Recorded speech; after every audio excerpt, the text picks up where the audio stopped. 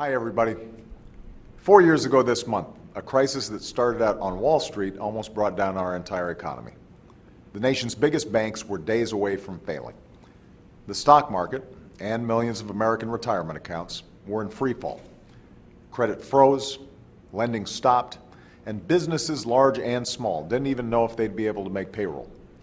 It was a moment the likes of which few Americans had seen before. Today, we know the biggest cause of that crisis was reckless behavior in the housing market. Millions of Americans who did the right and responsible thing, who shopped for a home, secured a mortgage they could afford, and made their payments on time, were badly hurt by the irresponsible actions of others. By lenders who sold loans to families who couldn't afford them, and buyers who knew they couldn't afford them. By speculators who were looking just to make a quick buck. And by banks that packaged and sold those risky mortgages for phony profits. When the party stopped and the housing bubble burst, it pushed our entire economy into a historic recession and left middle-class families holding the bag. 4 years later, the housing market is healing. Home sales and construction are up, prices are beginning to rise, and more than 1 million families who began this year owing more on their mortgages than their homes are worth are now back above water. So we're moving in the right direction, but we're not there yet. There are still millions of Americans who are struggling with their mortgages, even at a time of historically low rates. Now, I know there are some who think that the only option for homeowners is to just stand by and hope that the market has hit bottom. I don't agree with that. That's why my administration teamed up with state attorneys general to investigate the terrible way many homeowners were treated and secured a settlement from the nation's biggest banks. Banks that were bailed out with taxpayer dollars to help families stay in their homes.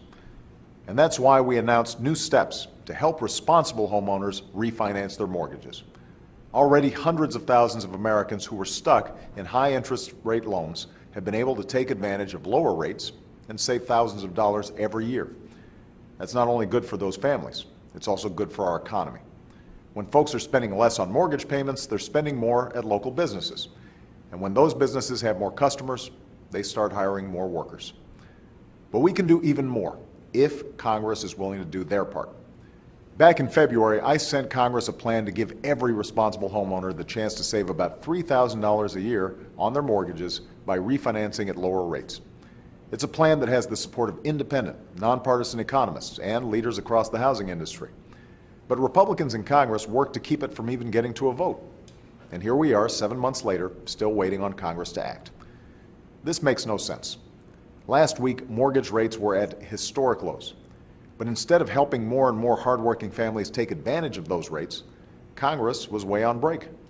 Instead of worrying about you, they'd already gone home to worry about their campaigns.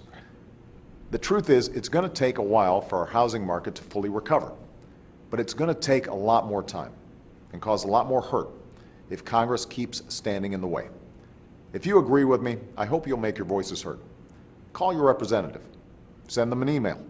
Show up in their town hall and tell them that when Congress comes back to Washington, they better come back ready to work.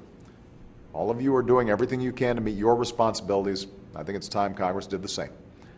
Thanks, and have a great weekend.